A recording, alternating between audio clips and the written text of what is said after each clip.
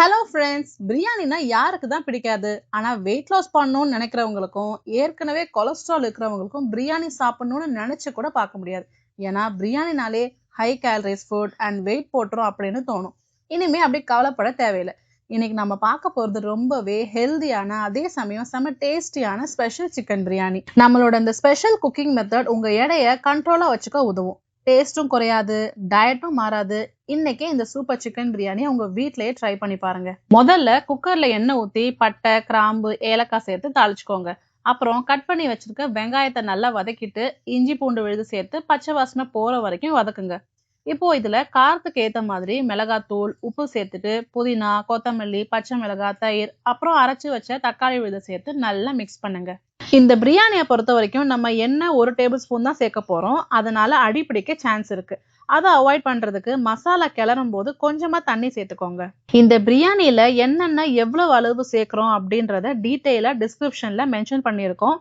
அதனால அதை பார்த்து தெரிஞ்சுக்கோங்க. வீடியோல இன்கிரிடியன்ஸ் என்ன யூஸ் பண்ணியிருக்கோம் அப்படின்றத மட்டும் சொல்றோம். டிஸ்கிரிப்ஷன்ல மற்ற டீட்டெயில்ஸ் எல்லாம் நீங்க பார்த்து தெரிஞ்சுக்கலாம்.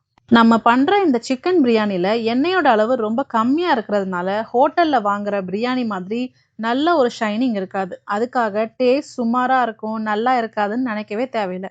இதோட டேஸ்ட் சும்மா தாறுமாறா வேற லெவல்ல. ஒரு வாட்டி மட்டும் நீங்க இந்த மாதிரி செஞ்சு பார்த்துட்டீங்கன்னா அதுக்கப்புறம் இவ்வளோ நாளா ஏன்டா நம்ம இவ்வளோ எண்ணெயை ஊற்றி நம்ம கேலரிஸை ஏற்றிக்கிட்டோம்னு ஃபீல் பண்ணுவீங்க. இதோட சிக்கன் பீசஸ் எல்லாம் சேர்த்துட்டு அடுப்பை லோ ஃப்ளேம்லேயே வச்சு ஒரு 10 நிமிஷம் வேக விடுங்க. அப்போதான் சிக்கன் நல்லா சாஃப்டா வேகும். ஒன்ஸ் சிக்கன் நல்லா சாஃப்டா வெந்து வந்ததும் தேவையான அளவு தண்ணி ஊற்றி 250 கிராம் பாஸ்மதி அரிசி சேர்த்து லேசா கிண்டி விட்டுக்கோங்க. அதுக்கப்புறம் ரைஸ் அண்ட் வாட்டர் லெவல் ஈக்குவலா வந்ததும் குக்கரை மூடி வச்சு ஒரு 10 நிமிஷம் மட்டும் லோ ஃப்ளேம்லயே குக் பண்ணுங்க. அதுக்கப்புறம் கேஸ் ரிலீஸ் ஆனதும் ஓபன் பண்ணி பாதி எலுமிச்சம்பழம் ஜூஸ் சேர்த்துக்கோங்க.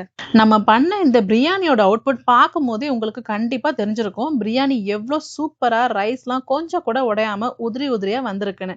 ஆனா நம்ம யூஸ் பண்ணியிருக்க எண்ணெயோட அளவு பார்த்தீங்கன்னா ஜஸ்ட் ஒரே ஒரு டேபிள் ஸ்பூன் தான். அதனால என்னடா பிரியாணி நல்லா ஷைனிங்கா இல்லையேன்னு நினைக்காதீங்க. இந்த வீடியோல எப்படி பண்ணியிருக்கோமோ அதே மாதிரி கொஞ்சம் கூட மாத்தாம ட்ரை பண்ணி பாருங்க. உங்களுக்கும் டேஸ்ட் சும்மா வேற லெவல்ல இருக்கிற மாதிரியான ஒரு பிரியாணி பண்ணிடுவீங்க. நாங்க எங்க சேனல்ல இதுக்கு முன்னாடி எக்கச்சக்கமான பிரியாணி வீடியோஸ் போட்டிருக்கோம். அந்த வீடியோவுக்கும் இந்த வீடியோக்கும் ரொம்பவே வித்தியாசம் இருக்கு. இந்த பிரியாணியோட அவுட்கம் எங்களுக்கு ரொம்பவே ஷாக்கிங்கா இருந்துச்சு. ஏன்னா நாங்க யூஸ் பண்ண எண்ணெயோட அளவு அவ்வளவு கம்மி. அதனால யாரெல்லாம் வெயிட் லாஸ் பண்ணணும்னு நினைக்கிறீங்களோ, பிரியாணி லவர்ஸா இருக்கீங்கன்னா கட்டாயம் இந்த மாதிரியும் ஒரு வாட்டி பிரியாணி செஞ்சு பாருங்க. நாங்க பண்ற இந்த பிரியாணி மெத்தட் உங்களுக்கு ரொம்ப பிடிச்சிருந்துச்சுன்னா மறக்காம சேனலை சப்ஸ்கிரைப் பண்ணி வச்சுக்கோங்க. இனிமேட்டு இந்த மாதிரி ரொம்ப ஹெல்தியான அதே சமயம் ரொம்ப டேஸ்டியான ரெசிபிஸ் எல்லாம் உங்களை வந்து சேரும்.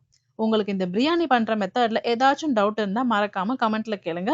ஓகே ஃப்ரெண்ட்ஸ், நெக்ஸ்ட் வீடியோல பார்க்கலாம். பாய்.